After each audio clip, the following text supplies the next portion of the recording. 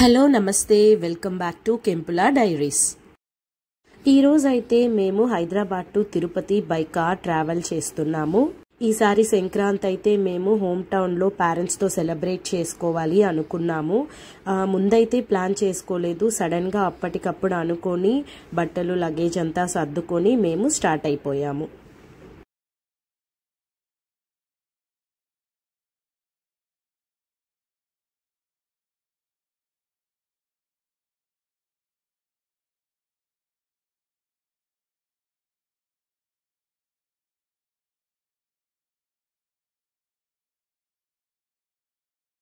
మామూలుగా అయితే తిరుపతితో కంపేర్ చేస్తే హైదరాబాద్లోనే చలి చాలా ఎక్కువగా ఉంటుంది.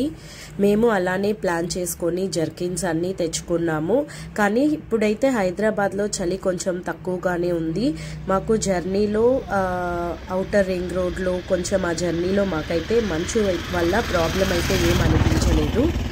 ఎర్లీ మార్నింగ్ ఏపీ రీచ్ అయ్యాక ఈ ఏరియాకి వచ్చాక అసలైతే ఆపోజిట్ రోడ్ కూడా కనిపించలేదు. సో చాలాసేపు కార్ ఆపేసాము. మా హస్బెండ్ అయితే ఒక 1 అవర్ అలా గ్యాప్ ఇచ్చి మరీ నిద్రపోయారు, కొంచెం రెస్ట్ తీసుకున్నారు. ఇలా మేము కాసేపు వ్యూస్ ఎంజాయ్ చేస్తుంటే సడన్ గా ట్రైన్ వచ్చిందండి.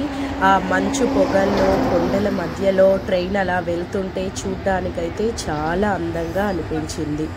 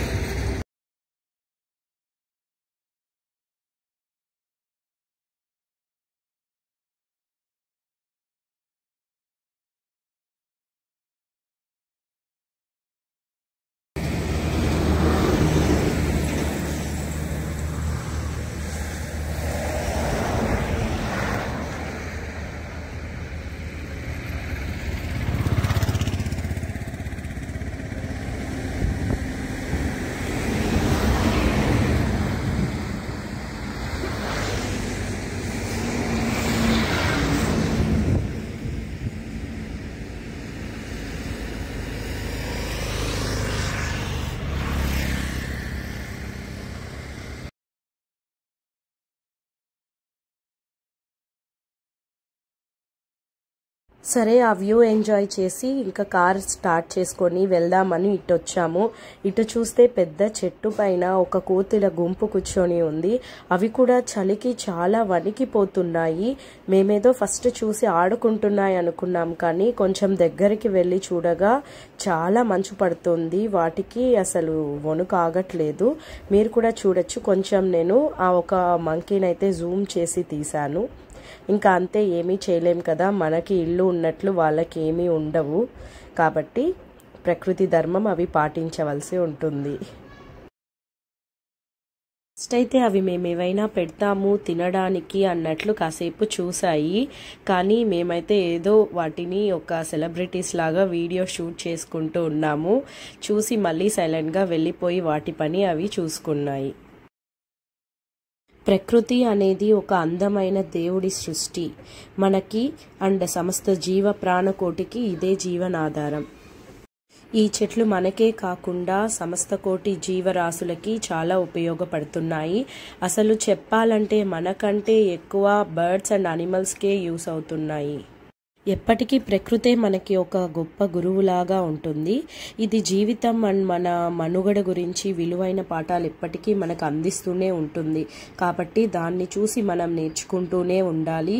చెట్లని కాపాడాలి అండ్ మన వనరులని, ప్రకృతి వనరులు అంటే అడవులు కాబట్టి వాటినైతే కాపాడుకోవాలి. మనమైతే కాసేపు సరదాగా ఒక చిన్న స్టోరీ విందాము కొన్ని చెట్ల గురించి. ఒక అడవిలో 2 వేప చెట్లు ఉండేవి. ఒకటేమో విశాలమైన కొమ్ములతో ఎంతో పెద్దదిగా ఉండేదట. మరొకటి బుజ్జిబుజ్జి కొమ్మలతో చిన్నదిగా ఉండేది. పెద్ద వేప చెట్టుకి తాను పెద్దగా ఉన్నానని కొంచెం గర్వం వచ్చింది. అందుకే ఎవరిని దగ్గరికి రానిచ్చేది కాదట. పక్షులు గూడు కట్టుకోవడానికి వస్తే కొమ్మలను బలంగా ఊపి వాటిని భయపెట్టి వెళ్ళగొట్టేది. తన నీడలో జంతువులని కూడా నిలవనిచ్చేది కాదు. చిన్న వేప చెట్టు అలా కాకుండా అందరికీ ఆశ్రయం ఇచ్చేది. దాని కొమ్మలలో పక్షులు గూళ్ళు కట్టుకున్నాయి. తేనెటీగలు తేనె తుట్టను పెట్టాయి. ఎండగా ఉన్నప్పుడు ఎన్నో జంతువులు ఆ చెట్టు నీడలో సేద తీరేవట. ఒకరోజు కొంతమంది వడ్రంగులు కలప కోసం ఆ అడవికి వచ్చారు. పక్కపక్కనే ఉన్న 2 చెట్లను పరిశీలించడం మొదలుపెట్టారు. ముందుగా చిన్న చెట్టు దగ్గరికి వెళ్లారు. పక్షులు గూళ్లలోంచి బుజ్జిబుజ్జి పక్షుల కిలకిలలు విన్నారు. కొమ్మల మీద ఆడుకుంటున్న ఉడుతలను, చెట్ల చుట్టూ గంతులు వేస్తున్న కుందేళ్లను చూశారు. వడ్రంగులకు అక్కడి వాతావరణం ఎంతో సందడిగా పండుగలాగా అనిపించింది. దానితో వారికి ఆ చిన్న చెట్టుని కొట్టడానికి మనసు రాలేదు. అక్కడి నుంచి పెద్ద చెట్టు దగ్గరికి వెళ్లారు. పెద్ద పెద్ద కొమ్మలతో విస్తరించి ఉన్న ఆ చెట్టు దగ్గర ఇతర జీవజాడలైతే ఏమీ కనిపించలేదు. వడ్రంగులు ఒక్క క్షణం కూడా ఆలోచించకుండా పెద్ద చెట్టుని గొడ్డళ్లతో నరికి కలప తీసుకొని వెళ్లిపోయారు. ఈ కథ వల్ల మనకు తెలిసిన నీతి ఏంటంటే, అహంకారంతో ఎవరిని దగ్గరికి రానియకపోవడం వల్లనే పెద్ద చెట్టుకి తగిన శాస్తి జరిగింది. అలాగే మనం కూడా మన వనరులని, అడవులని అండ్ మన జీవరాశులని అన్నిటినీ మనం కాపాడుకోవాలి. మనకి సంబంధం లేదు, మనం సంతోషంగా ఉన్నాము, ఇతరులతో మనకేమి సంబంధం అనుకొని వదిలేయడం చాలా పాపం. అలా చూస్తూ వెళ్తుండగానే సూర్యోదయం అవుతుంది. సూర్యుడు చాలా క్లియర్గా కనిపిస్తున్నాడు.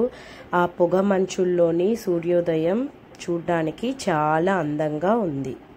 జర్నీలో సన్ రైజ్ చూడడం చాలా బాగుంటుంది. ఎందుకంటే మనం నైట్ స్టార్ట్ అయ్యి కంప్లీట్ డార్క్లో జర్నీ చేసి సడన్గా సూర్యోదయం, కొంచెం కొంచెం లైటింగ్ రావడం, ఆ మంచు, ఆ అట్మాస్ఫియర్ అంతా చాలా బాగుంటుంది. మనం ఈ సన్ రైస్ వల్ల మనకి విటమిన్ డి కూడా అందుతుంది. కాబట్టి ఆరోగ్యానికి కూడా చాలా మంచిది. అందుకే పెద్దలు ఎప్పుడూ చెప్తుంటారు, సూర్యోదయానికి ముందే లేచి మనం వాకింగ్కి కానీ జాగింగ్కి కానీ వెళ్తే చాలా మంచిది అని. ఇలా చూస్తుండగానే ఏకశిలా నగరిగా పేరొందిన ఒంటిమిట్ట శ్రీ కోదండరామాలయం వచ్చేసింది. ఈ ఆలయం మనకి రోడ్ పక్కనే ఉంటుంది, ఈజీగా దర్శనం చేసుకోవచ్చు. ఇది ఎర్లీ మార్నింగ్ కావడం వల్ల టెంపుల్ ముందర బ్యారిగేట్స్ కూడా కొంచెం తీసేసి ఉన్నారు. సో మేము కారులోనే గుడి చుట్టూ ఒక ప్రదక్షిణ చేసి మళ్ళీ వచ్చేసాము. ఇప్పుడైతే ఈ గుడి విశిష్టతని తెలుసుకుందాము. రామయ్య ఒంటిమిట్ట ప్రాంతంలో పర్యటించే సమయంలో పశుపక్షాదులకు దాహం తీర్చేందుకు నీరు ఎలాగా అని సీతమ్మ శ్రీరాముల వారిని ప్రశ్నించింది. అప్పుడు సీతాదేవికి దప్పిక ఉన్నట్లు శ్రీరాముడు భావించి తన చేతిలో ఉన్న విల్లు నుంచి భూమిలోకి బాణం వదిలారు. పుడమి నుండి వచ్చిన ఒక బుగ్గ ఉవ్వెత్తున ఎగసిపడింది. అందులోంచి నీరు చిందాయి. కంపరాయుల పాలనలో ఆలయం రూపుదిద్దుకున్న తరువాత ఆ బుగ్గని రామతీర్థంగా, పక్కనే ఉన్న చిన్న కోనేరుని లక్ష్మణతీర్థంగా ప్రసిద్ధి చెందించారు. బ్రహ్మోత్సవాల వేళ చక్రస్నానం ఇక్కడే వేడుకగా నిర్వహించడం కొన్ని ఏళ్లగా ఆనవాయితీగా వస్తోంది. కానీ ఈ రామతీర్థంలో స్వామివారికి చక్రస్నానం చేయించుటకు స్థలం సరిపోకపోవడంతో కోదండ రామాలయం ఎదురుగానే నూతనంగా నిర్మించిన పుష్కరిణిలో ఈ ఏడాది బ్రహ్మోత్సవాల నుంచి చక్రస్నానం వరకు జరుపుతారు. ఈ ఒంటిమిట్ట కోదండ రామాలయానికి పురాణ ప్రాశస్త్యం ఉంది. జాంబవంతుడు ఇక్కడ ఒక కొండపైన ఆశ్రమం నిర్మించాడు. ఉత్తర దిశలో కూర్చొని రామతారక మంత్రాన్ని జపిస్తూ తపస్సు చేస్తూ ఉండేవాడు. జాంబవంతుడికి ఎదురుగా ఉన్న మరో గుట్ట మీద నుంచి రఘురాముడు దివ్య దర్శనం ఇచ్చి వరాలను ప్రసాదించాడు.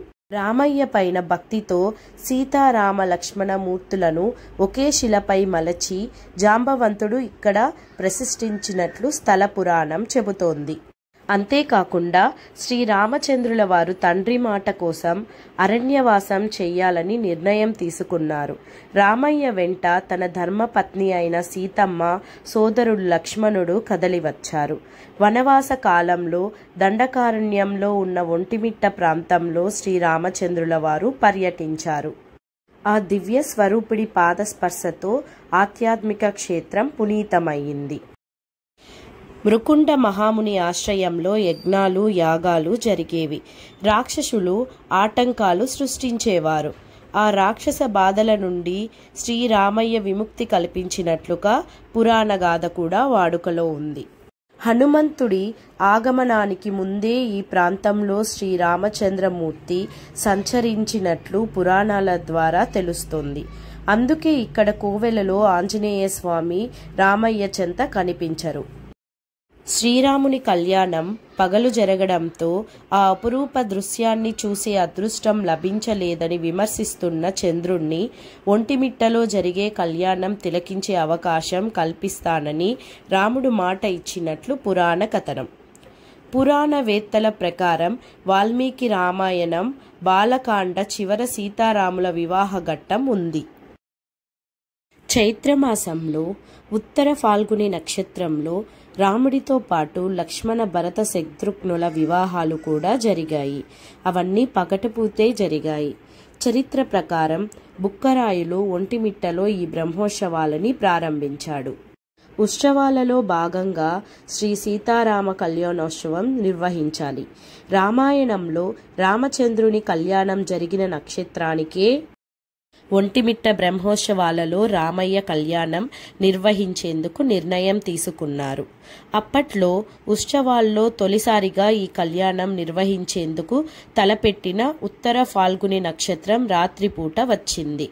లగ్నశుద్ధి చూసుకుని బుక్కరాయులు రాత్రిపూటే తొలిసారిగా బ్రహ్మోత్సవాల్లో శ్రీ సీతారాముల కళ్యాణోత్సవం నిర్వహించారు. ఆ సాంప్రదాయమే నేటికీ కొనసాగుతుండడం విశేషం. రాత్రివేళ కళ్యాణం జరగడంతో చంద్రుడికి ఈ ఉత్సవాలను వీక్షించే భాగ్యం లభించింది. బుక్కరాయులు చంద్రవంశానికి చెందినవారు.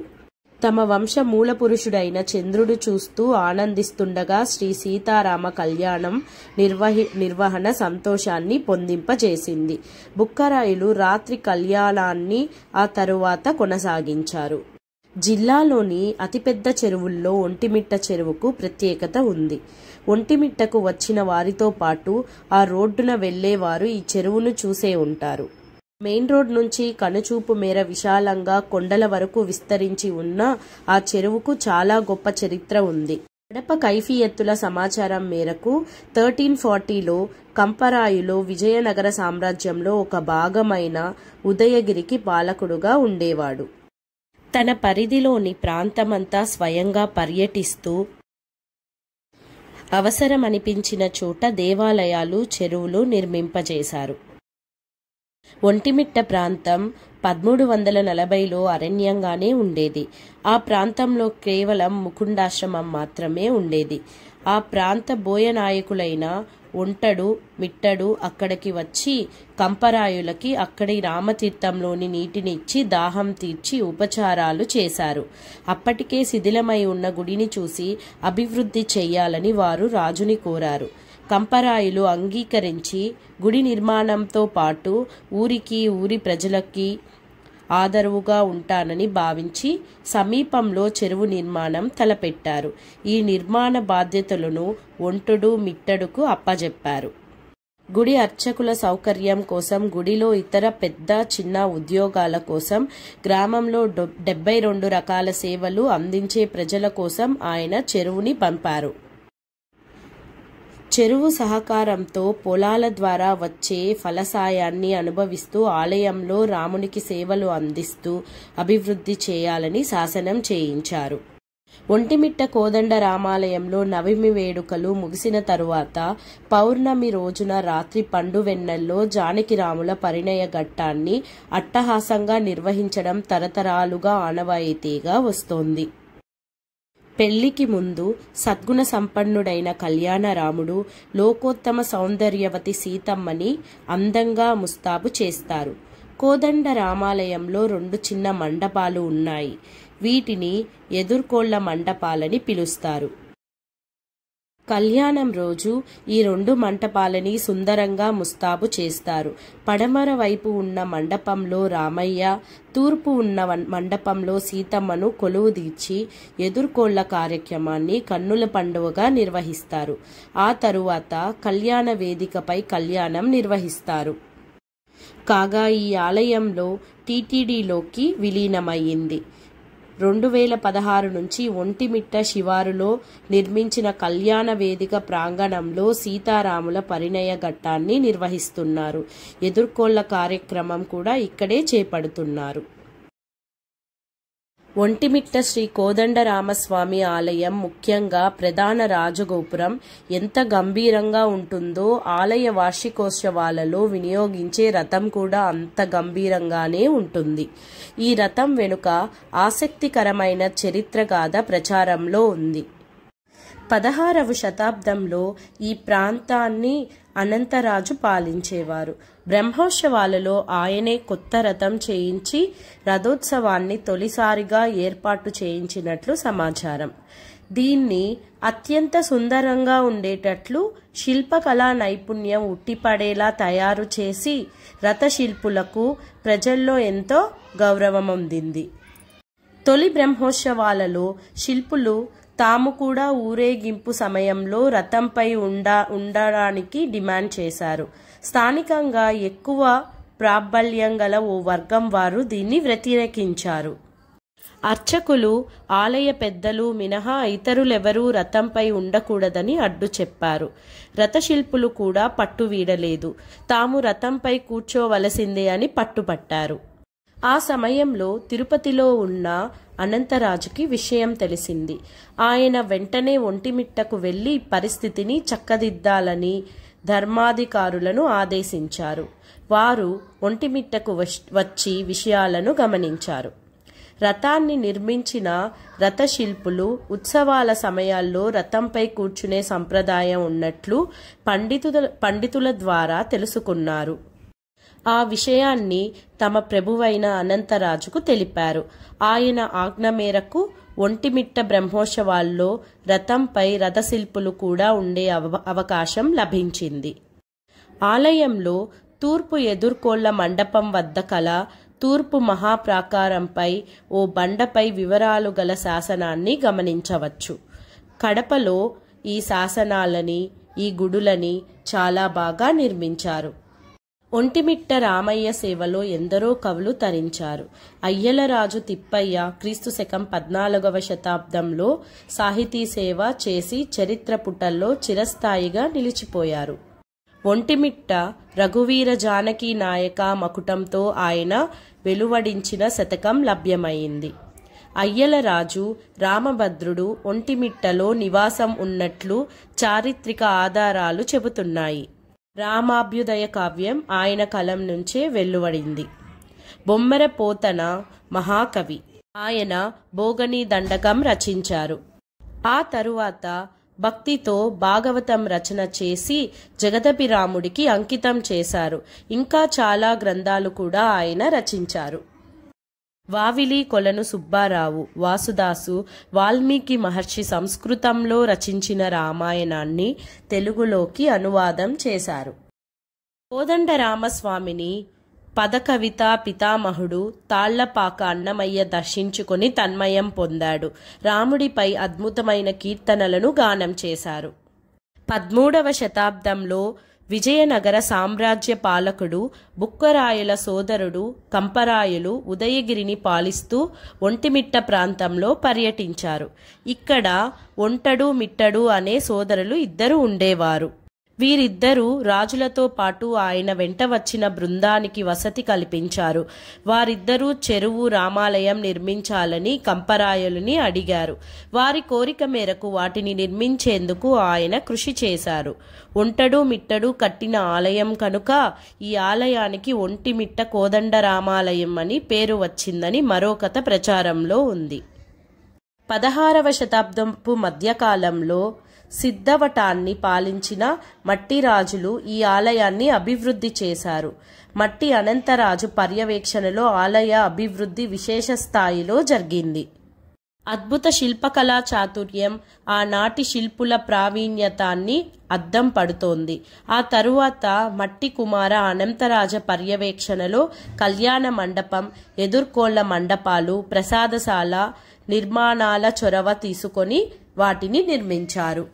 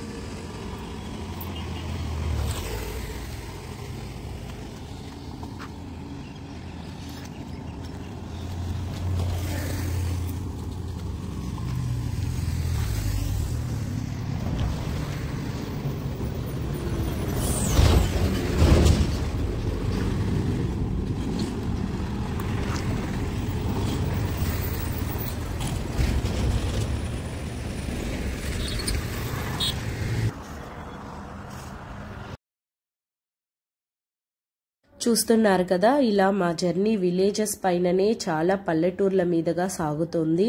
ఎంతో పచ్చటి పంటలు, చిన్ని చిన్ని ఇల్లు, గ్రామాలు, టిఫిన్ షాప్స్, హైవే కాబట్టి రోడ్ సైడే టిఫిన్ చేయడానికి కల హోటల్స్, చాలా గుడులు, గోపురాలు అన్నీ వెళ్తున్నాయి. కాబట్టి ఇవన్నీ చూడ్డానికి చాలా ఆహ్లాదకరంగా ఉంది. మేమైతే చాలా వరకు అరటి తోటల్ని చూసాము. ఇటు సైడ్ మేబీ ఓన్లీ అరటి తోటల్ని ఎక్కువ పండిస్తున్నారు. మన నగర జీవితానికి పల్లెటూరు జీవితానికి చాలా తేడాలున్నాయి. నగర జీవితం చాలా బిజీగా ఉంది. అక్కడ ప్రజలు ఎప్పుడూ ఎన్నో పనులు చేసుకుంటూ ఉంటారు. అక్కడ వృధా చేయడానికి మీకు సమయం అనేదే ఉండదు. మరోవైపు గ్రామ జీవితం చాలా ప్రశాంతంగా ఉంటుంది. మీరు అక్కడ మరియు ఇక్కడ సమయం గడిపేదానికి చాలా మంది కనుగొని ఉంటారు. నగరాల్లో చాలా ఆధునిక మరియు డిజిటల్ సౌకర్యాల వల్ల అన్నీ అందుబాటులో ఉండడం వల్ల అక్కడ చాలా బిజీ టైంగా ఉంటుంది. కానీ గ్రామాల్లో ఇవైతే ఎక్కువ లేవు. సహజంగా గ్రామాలు చాలా అందంగా ఉంటాయి. ముఖ్యంగా ఏదైనా కొండ లేదా నది సమీపంలో ఉన్న గ్రామాలైతే ఇంకా వాటి విషయం చెప్పనవసరం లేదు. కానీ నగరాల్లో సహజ సౌందర్యాన్ని కనుగొనడం చాలా కష్టం. గ్రామాల్లో ఉద్యోగాలు దొరకవు. మీరు నగరానికి రావాలి. నగరాలు మెరుగైన కమ్యూనికేషన్ వ్యవస్థ, మెరుగైన రోడ్లను కలిగి ఉంటుంది. పల్లెటూర్లు మనకు ఎప్పుడూ కన్న తల్లి ఒడి లాంటిది. మనకు హాయిని ఇస్తుంది. పల్లెటూరి వాతావరణం అమోఘమైనది. ఎటు చూసినా ఆప్యాయంగా పలకరించేవారే. ఒకరితో ఒకరు విడదీయలేని సంబంధం ఏర్పడుతుంది. ఒకరి కష్టసుఖాలను మరొకరు పంచుకుంటూ ఉంటారు. ఎటువంటి కష్టాన్నైనా కలిసి ఎదుర్కొంటారు. సాయంత్రం కాగానే అందరూ ఒకచోట కలిసి జరిగిన విషయాలను తలుచుకుంటూ నవ్వుకుంటూ ఆనందంగా గడుపుతూ ఉంటారు. పల్లెటూర్లలో కాలుష్యం అనేదే ఉండదు. ఎటు చూసినా చెట్లు, పొలాలు, చల్లని గాలి. మనం సేద తీరడానికి చాలా సమయం ఉంటుంది. మనసుకి ఉల్లాసాన్ని, ప్రశాంతాన్ని ఇస్తుంది.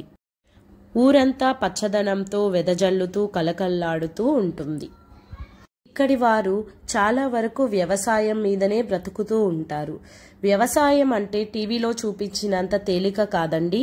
మన చేతిలో ఏం ఉంటుంది అనేది మనకి సంబంధం లేదు. అంతా ప్రకృతి చేతిలోనే ఉంటుంది. ప్రతిరోజు యుద్ధం చేయాల్సిందే. అందుకే అన్నారు జై జవాన్ జై కిసాన్ అని. ఈ మాటని ఎవరన్నారో కానీ అది మాత్రం నిజం. ప్రతిరోజు చాలని కరెంటులతో, రాత్రింబవలు అడుగంటిన భూగర్భ జలాలతో గడపవలసి వస్తుంది. అయితే అతివృష్టి లేకుంటే అనావృష్టి, ఎరువుల కొరత, అప్పులు, రుణం ఇవ్వని బ్యాంకులు, రవాణా కష్టాలు, పెరిగిన కూలీల వేతనం, రాత్రి అడవి జంతువులు, పగలు కోతులతో యుద్ధం చేయవలసిందే. ఇవన్నీ కష్టాలతో పంట పండించే రైతుకి సమాజంలో గౌరవం, ప్రభుత్వం నుంచి గిట్టుబాటు ధర రెండూ లభించడం లేదు. ఏ ప్రాంతంలోనూ అయినా సగటు రైతు కష్టాలైతే ఇవే. మొత్తానికి మేమైతే ఇంత జర్నీ చేసి ఎక్కడికి వెళ్తున్నాం అనుకుంటున్నారా? మేమైతే మా సొంతూరు తిరుపతికి వెళ్తున్నామండి. నేనైతే పుట్టి పెరిగింది ఇక్కడే. మా హస్బెండ్ కూడా ఇక్కడే పుట్టి పెరిగారు. కాబట్టి ఈ సంక్రాంతి చాలా హ్యాపీగా, కలర్ఫుల్గా జరుపుకోవాలనేసి వెళ్తున్నాము. ఇప్పుడైతే మేము హైదరాబాద్లో ఉంటున్నాము. ఎవరైనా మీ ఊరు ఏది అంటే మేమైతే చాలా ప్రౌడ్గా చెప్తాము మాది తిరుపతి అని. మోస్ట్లీ ఇండియాలో తిరుపతి అని తెలియని వాళ్ళైతే ఎవ్వరూ ఉండరు. చెప్పగానే వెంటనే వాళ్ళకి వెంకటేశ్వర స్వామి గుర్తొస్తారు. ఈవెన్ నార్త్ ఇండియన్స్ అయినా సరే తిరుపతి బాలాజీ టెంపుల్ అనగానే గుర్తుపడతారు. సో మాకైతే మా ఐడెంటిటీని ఇచ్చింది మా సొంత ఊరే. మనం ఎప్పుడు కానీ అక్కడ ఉన్నప్పుడు వాటి విలువ తెలీదు. అది ఊరైనా మనుషులైనా. మనుషులు కూడా మన దగ్గర ఉన్నప్పుడు వాళ్ళ విలువ తెలీదండి. వాళ్ళ నుంచి కొంచెం దూరం అయితేనే వాళ్ళ విలువ తెలుస్తుంది. సేమ్ అలానే అక్కడ తిరుపతిలో ఉన్నప్పుడైతే ఏముంది ఊరే కదా అనిపించేది. ఇప్పుడు ఇక్కడ హైదరాబాద్లోకి వస్తే కానీ తెలియలేదు. తిరుపతి చూడడానికి ఎంత అందంగా ఉంది. మేమైతే కొండకి దగ్గరలోనే ఉండేవాళ్ళం. సో పడుకొని లేవగానే మిద్దిపైకి వెళ్ళి నామాలని మొక్కొని తర్వాతనే మా డే స్టార్ట్ చేసేవాళ్ళము. శేషాచల అడవులు చూడడానికి చాలా అందంగా ఉండేవి. ఇప్పుడు కూడా వెళ్ళి చూస్తుంటే అసలు చుట్టుపక్కల కొండలు, కొండల మధ్యలో ఇల్లులు చాలా అందంగా ఉంది. ఇంత అందం ఎలాగా అంటే మన వెంకటేశ్వర స్వామి వల్లనే. ఆయన పాదం మోపబడ్డ ప్లేస్ కాబట్టి ఇంత అందంగా, ఇంత ప్రసిద్ధి చెంది సస్యశ్యామలంగా ఉంది. ఇప్పుడైతే మనం కాసేపు తిరుమల చరిత్ర గురించి తెలుసుకుందాము. వెంకటేశ్వర స్వామి వారు ఇక్కడికి ఎలా వచ్చారో తెలుసుకుందాము. ఈ జర్నీలో అలా కొంచెం హిస్టరీ తెలుసుకుంటే కూడా చాలా బాగుంటుంది. మన శ్రీనివాసుని దర్శించుకోవడానికి మన ఇండియా నుంచి దాదాపు 30 నుంచి 40 వేల మంది భక్తులు ప్రతిరోజు వచ్చి దర్శనం చేసుకుంటూనే ఉంటారు. అండ్ ఇండియా నుంచే కాకుండా దేశ విదేశాల నుంచి చాలా మంది భక్తులు వచ్చి దర్శనం చేసుకుని వెళ్తుంటారు.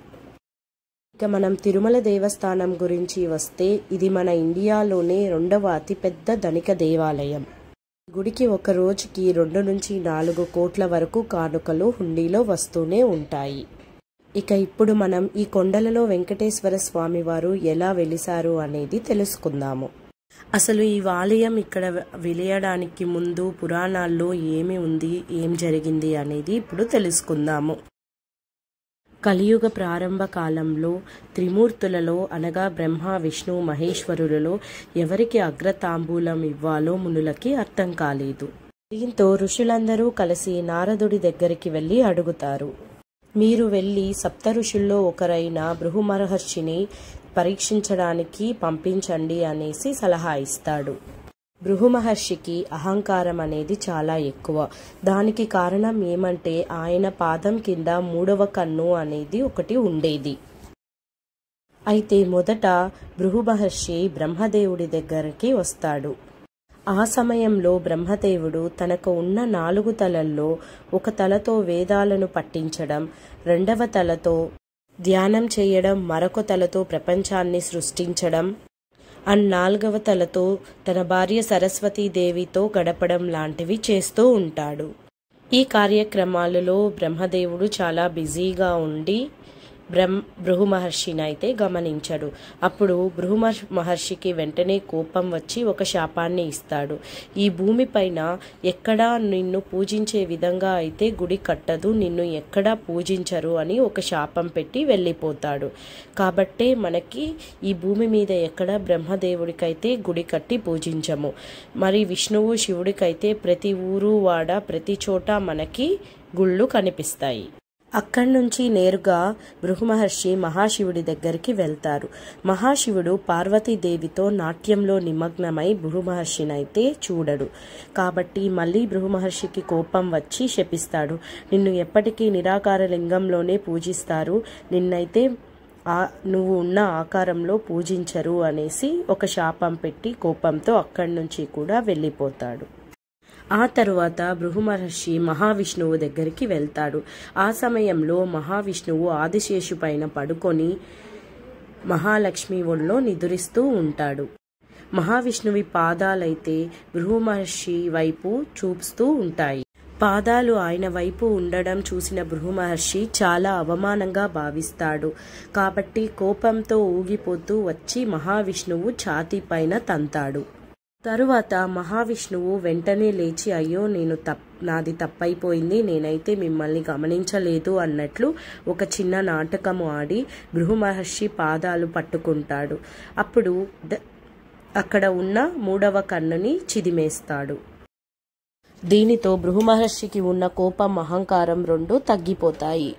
ఆ తరువాత భృగు మహర్షి మహావిష్ణువుని క్షమించమని కోరుతాడు.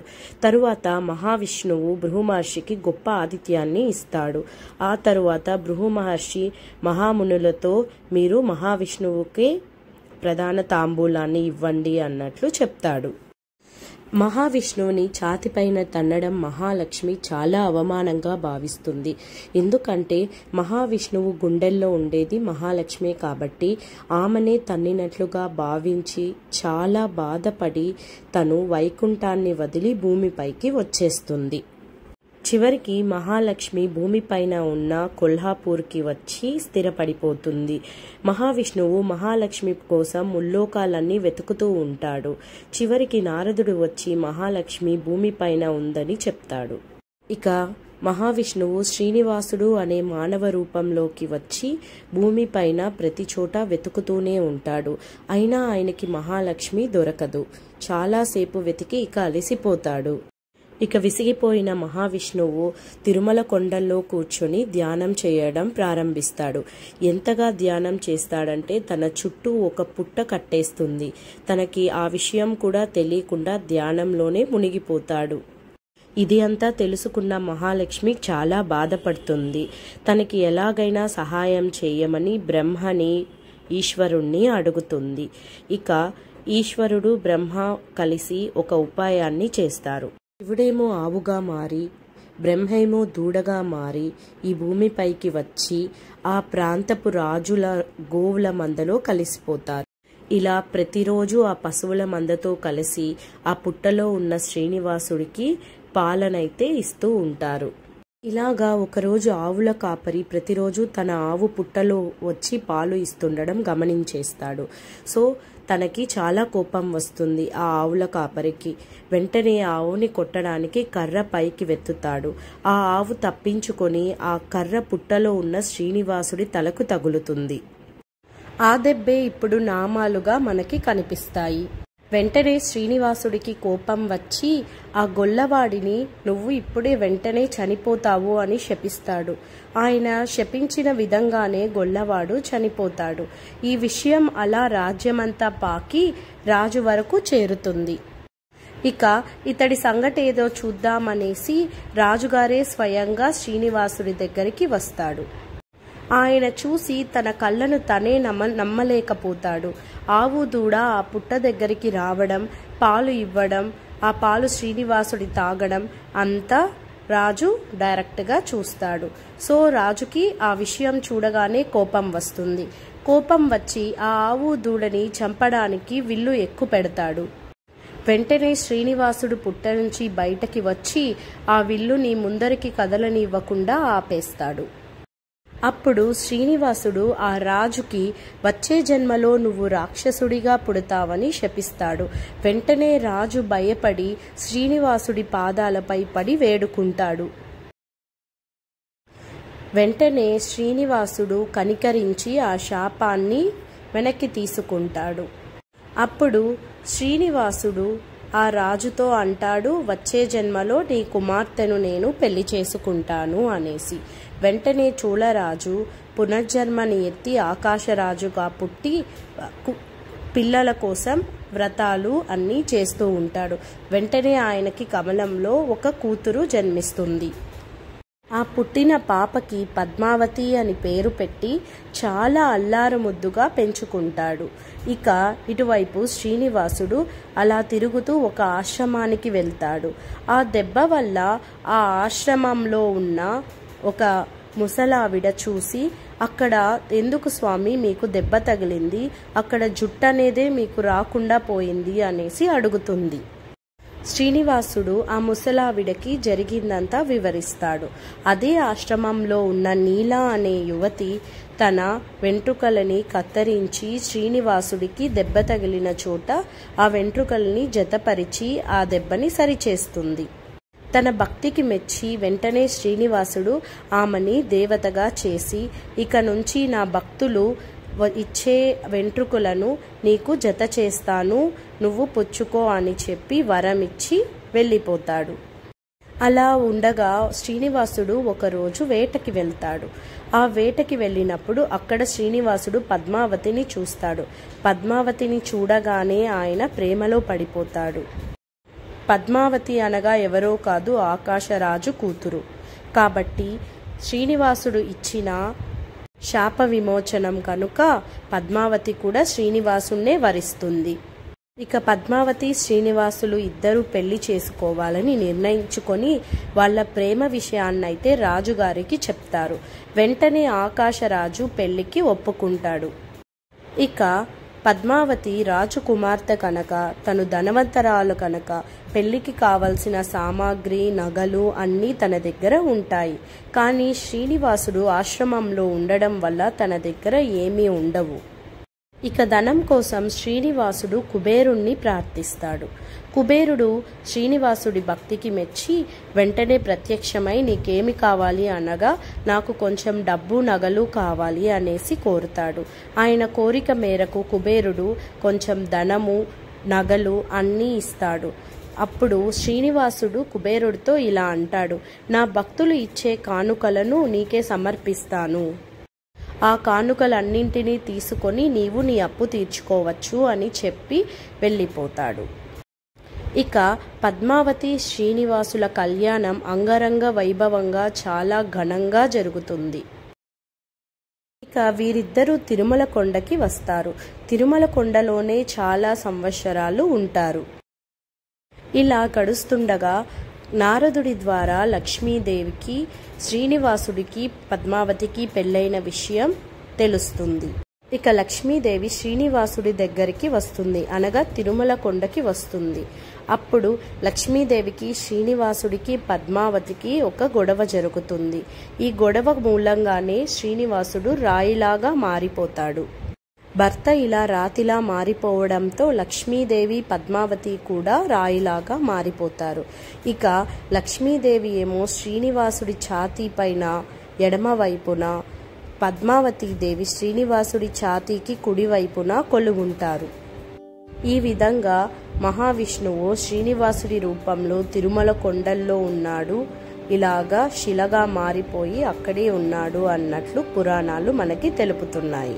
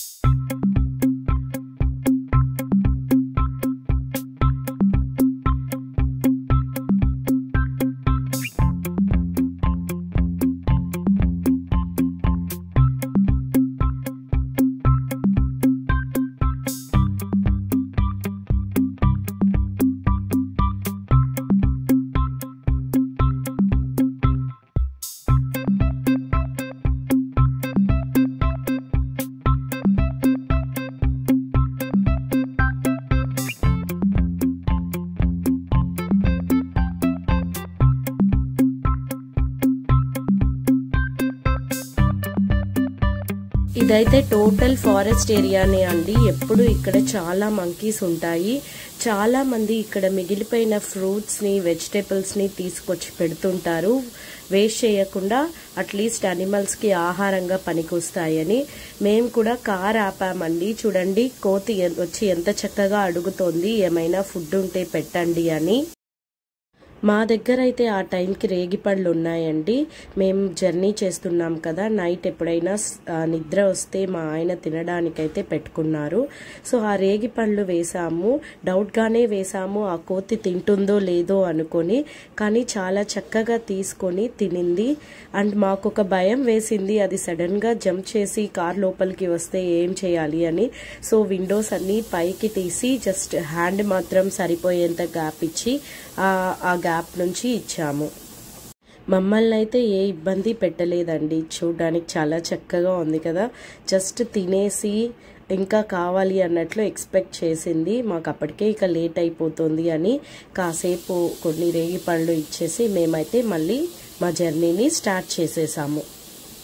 అండ్ ఈ ఒక్క మంకీని చూసి అందరికీ ఇస్తామని ఒక గ్రూప్ ఆఫ్ మంకీస్ అయితే వచ్చాయి. చూస్తున్నారా, మేము స్టార్ట్ అయితే మా కార్ కూడా వస్తుంది. సో ఇంకా గ్రూప్ వస్తే మేము అసలు మేనేజ్ చేయలేమన్నట్లు మేము స్టార్ట్ అయిపోయాము. ఈ ప్లేస్ని అయితే యాక్చువల్గా వర్షాకాలంలో చూడాలి. చాలా అందంగా ఉంటుంది ఫారెస్ట్ మధ్యలో. అసలు లోపలైతే చాలా వాటర్ ఫాల్స్ కూడా ఉన్నాయి. నేనైతే ఇన్స్టాలో అండ్ యూట్యూబ్లో చాలా వీడియోస్ చూశాను ఈ అడవి లోపల ఉన్న వాటర్ ఫాల్స్ గురించి. ఇప్పుడైతే సీజన్ లేదు కదా, కంప్లీట్గా డ్రై అయిపోయాయండి. రోడ్ సైడ్ ఉన్న చెరువులు కూడా డ్రైగానే ఉన్నాయి. ఆల్మోస్ట్ చాలా చోట్ల అయితే అనిమల్స్ని ఫీడ్ చేయొద్దు అనే రాసి ఉంటారు. కాబట్టి కొన్ని మనం తినే ప్రతి ఫుడ్ అనిమల్స్కి డైజెస్ట్ అవ్వదన్నమాట. సో మనం ఏదో పెట్టి అది ఇండైజెషన్ వల్ల వాటి హెల్త్ అండ్ వాటి ప్రాణాలకే ప్రమాదం వచ్చే అవకాశం ఉంది. కాబట్టి ఎప్పుడైనా కానీ ఇలా ఫ్రూట్స్ అయితే నో ప్రాబ్లం అండి. ఫ్రూట్స్ అవి ఈజీగా డైజెస్ట్ చేసుకోగలవు అండ్ ఫారెస్ట్లోనే ఉంటాయి కాబట్టి అవైతే ఈజీగా ఫ్రూట్స్ని తింటాయి. వేరే ఫుడ్ అయితే పెట్టేటప్పుడు కొంచెం ఆలోచించి అనిమల్స్ తినగలిగే ఫుడ్ అయితేనే మనం పెట్టాలి.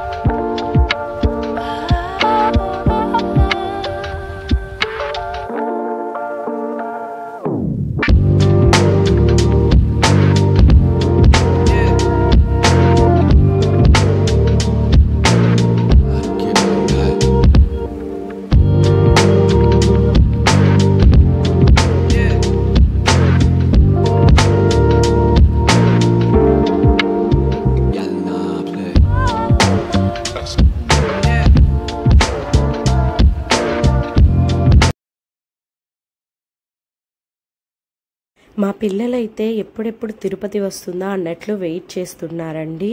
చాలాసేపటి నుంచి అడుగుతూనే ఉన్నారు, అమ్మ ఇంకా ఎంతసేపు అని. వాళ్ళైతే వాళ్ళ గ్రాండ్ పేరెంట్స్ని చూడాలని చాలా ఆసక్తిగా ఎదురు చూస్తున్నారు.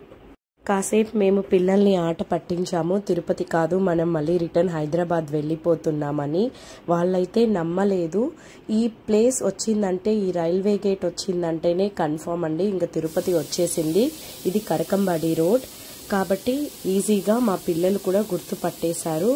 అండ్ మా పెద్దబ్బాయి అయితే ఇంకా లిటరలీ ఆ హోర్డింగ్స్ అన్నీ చదివి ఓకే తిరుపతిలోనే ఉన్నాం మనము అన్నట్లు కన్ఫామ్గా చెప్పేశాడు. నేను కూడా చాలా హ్యాపీనే. ఆల్మోస్ట్ 8-9 months తర్వాత వెళ్తున్నాను తిరుపతికి. చాలా రోజులైంది అసలు విజిట్ చేసి. వేరే ట్రిప్స్ వెళ్తున్నాను కానీ తిరుపతి రావడానికైతే అస్సలు వీలే కుదరలేదు. హాలిడేస్ వస్తే ఏదో ఒక చిన్న ట్రిప్ ప్లాన్ చేసుకుంటాం 2 to 3 days. అండ్ పిల్లల స్కూల్ కాబట్టి వాటినైతే మనం అస్సలు స్కిప్ చేయలేము. ఎంతైనా మనం పుట్టి పెరిగిన ఊరిలోకి ఎంటర్ అవుతున్నామంటే ఆ ఫీలే వేరు. అసలు మనం పెరిగిన టైంకి ఇప్పటికీ ఆ రోడ్స్, ఆ డెవలప్మెంట్ చాలా ఉంటుంది. మేమైతే దాని గురించే డిస్కస్ చేసుకుంటూ వచ్చాము. మా హస్బెండ్ అయితే అదే చెప్పారు, అప్పుడు ఈ ప్లేస్ అంతా కొంచెం ఖాళీగా ఉండేది, ఇప్పుడు చూడు చాలా బాగా డెవలప్ అయింది అని.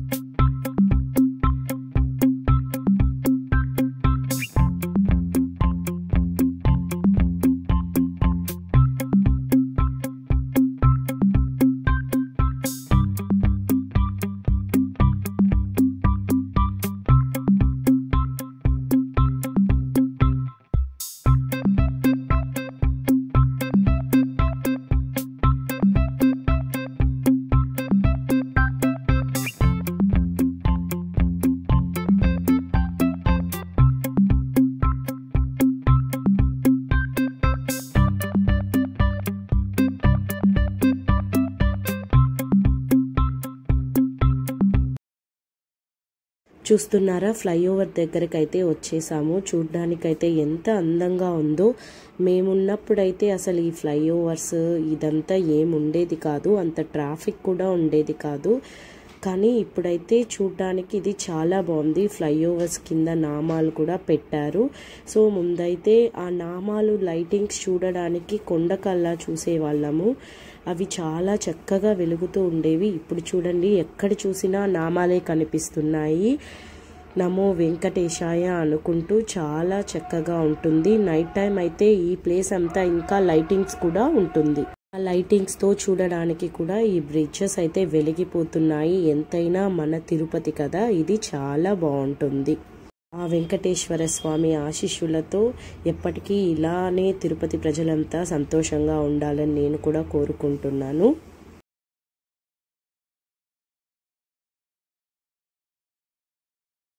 ఇక మా ఇంట్లో వాళ్ళకందరికీ కాల్ చేసాము. మేమైతే వచ్చేసాము, రెడీగా ఉండండి అన్నట్లు. సో పిల్లలు వస్తున్నారు కదా, వాళ్ళు కూడా చాలా ఎక్సైటెడ్గా ఉన్నారు. మేము చిన్నప్పుడైతే వేరే ఏ ఊరికైనా వెళ్తే రిటర్న్ మళ్ళీ తిరుపతికి రాగానే మేము ఫస్ట్ సర్చ్ చేసేది 3 నామాల కోసం. కొండపైన లైట్స్తో ఉన్న నామాలని చూస్తే ఓకే మా ఊరు వచ్చేసింది అని గుర్తుపడతాము. సో దూరం నుంచే మాకు ఆ నామాలు కనిపిస్తాయి. సో అక్కడ నామాలు ఉన్నాయంటే ఆల్మోస్ట్ తిరుపతి దగ్గరికి వచ్చేసామని. ఆ అలవాటు ఇప్పటికీ కూడా మానలేదు. మేమైతే వెతుకుతూనే ఉంటాం. మా పిల్లలకి కూడా అలానే చెప్తున్నాము. చూస్తున్నారా అక్కడ నామాలు కనిపిస్తున్నాయి. ఎప్పుడైతే మీకు ఆ నామాలు కనిపిస్తాయో మనం తిరుపతికి వచ్చేసామని అర్థం అని తెలుసుకోండి అని చెప్తున్నాము. ఇదైతే లీలా మహల్ సర్కిల్ అండి. ఇప్పుడైతే సిగ్నల్స్ అన్నీ పెట్టారు. కొంచెం ట్రాఫిక్ చాలా ఎక్కువ ఉండడం వల్ల ఈ సిగ్నల్స్ వల్ల ఇప్పుడైతే కొంచెం మేనేజబుల్గా ఉంది. Thank you for watching my video.